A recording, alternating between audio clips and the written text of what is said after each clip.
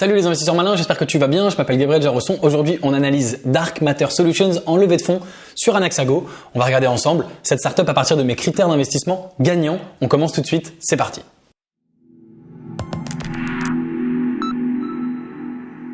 Je suis sur le site d'Anaxago, sur la page Dark Matter Solutions. Je suis armé de mes critères d'investissement gagnants. Si tu ne connais pas ces critères d'investissement gagnants, tu peux bien sûr les télécharger juste en dessous en description de cette vidéo. Et moi, j'attaque tout de suite. On va partir du principe que tu les connais.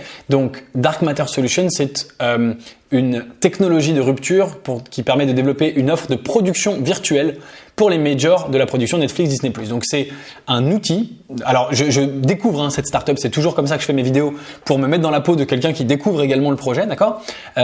Mais je viens de regarder comme cette petite vidéo. C'est un outil qui permet de filmer avec un écran virtuel derrière et d'avoir directement un espèce de décor virtuel, mais qui va s'intégrer dans la caméra. C'est-à-dire qu'il y a un écran derrière qui affiche ce que va voir le spectateur, donc un décor pour qu'il y ait un personnage, mais le rendu final avec les pixels, ils sont dans la caméra, ce qui fait qu'on n'a pas cet aspect écran derrière. Donc c'est assez intéressant. De ce que j'ai compris, ils sont pas encore lancés, donc on va bien sûr en parler ici pour la traction. Et on va regarder un petit peu tout ça ensemble. Alors, qu'est-ce qu'on peut déduire immédiatement ? Le marché. Bon, le marché de la production audiovisuelle, là-dessus, il n'y a pas de problème. Ils sont sur un très bon marché. Puisque évidemment il y a de plus en plus de création de films, de séries, etc., avec Netflix, avec tous ses concurrents. Donc là-dessus, on n'a aucun problème. Alors, on va parler tout de suite de la scalabilité des effets d'échelle, parce que si j'ai bien compris, ils ont à la fois la technologie, mais à la fois un espace de tournage précis, puisque j'ai vu dans la vidéo qu'il y avait un espace de tournage qui allait ouvrir en 2022 à 18 km de Paris. Donc, si la technologie en tant que telle, elle est véritablement, probablement en tout cas, duplicable à l'infini et donc scalable. Mais si c'est un studio précis, là évidemment, c'est pas tout à fait la même chose. Donc, on va analyser tout ça. Donc, société spécialisée dans la conception de studios de production virtuelle, technologie de rupture, développe ses propres studios de production virtuelle pour les besoins de tournage des sociétés. Donc on est bien d'accord, on n'est pas sur quelque chose de scalable puisqu'ils veulent développer leurs propres studios, donc c'est des lieux physiques qui auront un nombre limité en termes de capacité. Ils auraient pu dire on a cette solution, on va vendre la solution, c'était peut-être trop compliqué parce que ça a l'air d'être une solution technologique complexe qu'il faut intégrer soi-même. Donc pour cette raison-là, c'est pas 100% scalable.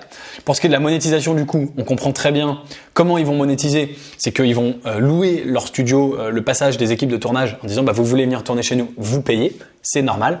Et pour ce qui est de la marge, on va voir si on trouve l'information ou pas. Alors, le marché, donc on a vu, il était énorme, 3 cofondateurs, ils ont des carnets de commandes en négociation de 43 millions. Donc, pour ce qui est de la traction, on va essayer de parler de ça. Ici, on a 43 millions de carnets de commandes, mais en attention, en négociation. Donc, pour moi, ça vaut pour 0. Ça n'a pas été signé. Et est-ce qu'on a d'autres choses? Solution, d'accord, on a un problème, une solution. Donc, système de rendu 3D, écran LED projetant le décor en arrière-plan et caméra permettant un ajustement en temps réel. Donc voilà, ça c'est un peu ce que j'ai essayé vaguement de te décrire. Donc, pas de chiffre d'affaires, un énorme marché, ils en sont au stade du prototype. Donc, on n'a pas de traction puisque on n'a pas de chiffre d'affaires et on a simplement des contrats en négo, ok ? Donc intéressant, mais pas de atteint du point mort moins de 18 mois, paraît-il, mais on n'en sait rien parce qu'on n'a pas de CA pour le moment. On a les 3 cofondateurs. Alors allons voir un petit peu l'équipe. Donc Romain Cheminade, Jean-Louis Eudes et Yanis Boulanouar.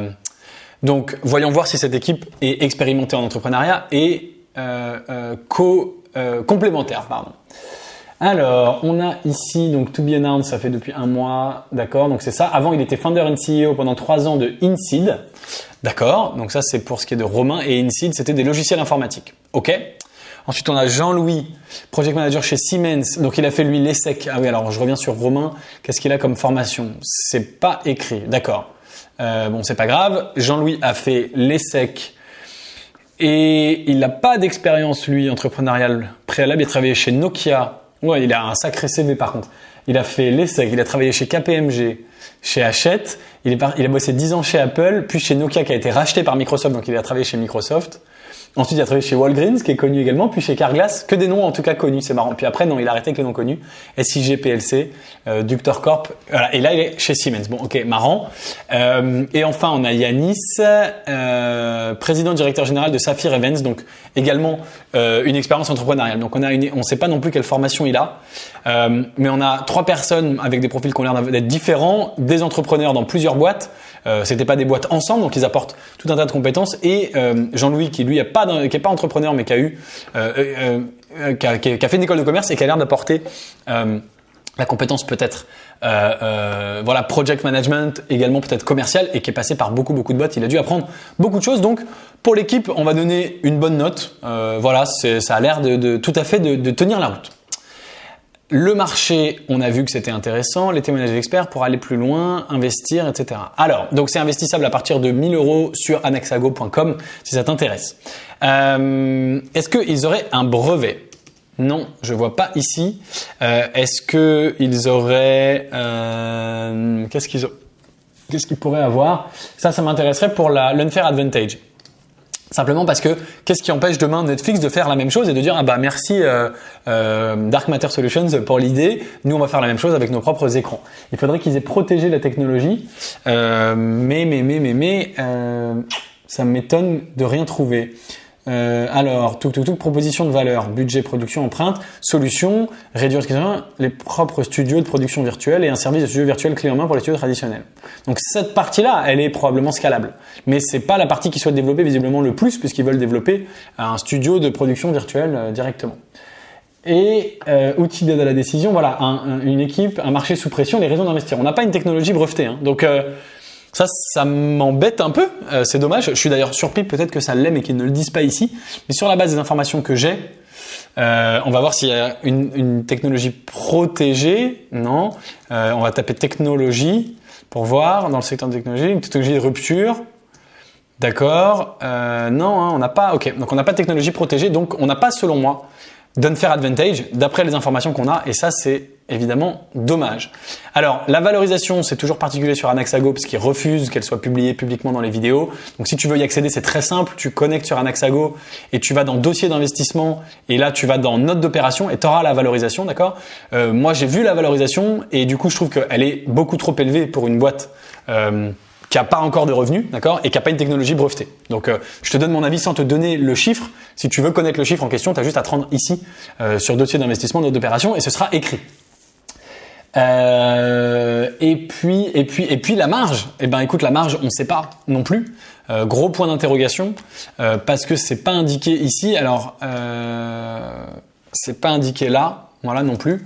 Et tu as peut-être des informations ici dans l'executive summary, le document d'information, mais moi je n'ai pas cette information et donc je peux pas parler de la marge. Qu'est-ce qu'on peut dire sur la marge? Est-ce qu'ils arriveront à louer avec une marge à plus de 50%? Pas sûr. Peut-être, mais pas sûr qu'ils arrivent à faire une marge de 50% sur la location de leur studio.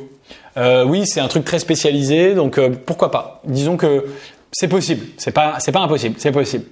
Il y a d'autres problèmes pour moi sur ce dossier qui est l'unfair advantage, la scalabilité, la valorisation et l'attraction. On est sur un projet qui ne s'est même pas encore lancé finalement, qui ouvrira en 2022. Donc, il y a beaucoup de choses qui peuvent se planter d'ici là. C'est bien pour cette raison-là que j'investis sur des boîtes qui ont déjà de l'attraction. Voilà pour mon analyse de Dark Matter Studios. Je crois que c'est assez rapide. Je sais pas combien de temps ça fait, mais voilà, peu importe. Voilà ce que j'avais à en dire. Dis-moi en commentaire d'une part ce que tu penses toi de Dark Matter Solutions, si tu veux investir ou non. Par ailleurs, si tu veux investir avec moi dans des startups à très fort potentiel dans la Silicon Valley, donc ça c'est une boîte française. Moi j'investis dans les startups de la Silicon Valley et notamment du Y Combinator, le plus grand incubateur de startups du monde, où ont été créés Airbnb, Stripe, Dropbox, Coinbase, Twitch, etc., etc. Et ben tu peux le faire en rejoignant le club privé Léonis Investissement. On est plus de 400 investisseurs dans ce club. Si ça t'intéresse de nous rejoindre et d'investir avec nous, et ben le lien est juste en dessous dans la description pour nous rejoindre et faire partie de l'aventure.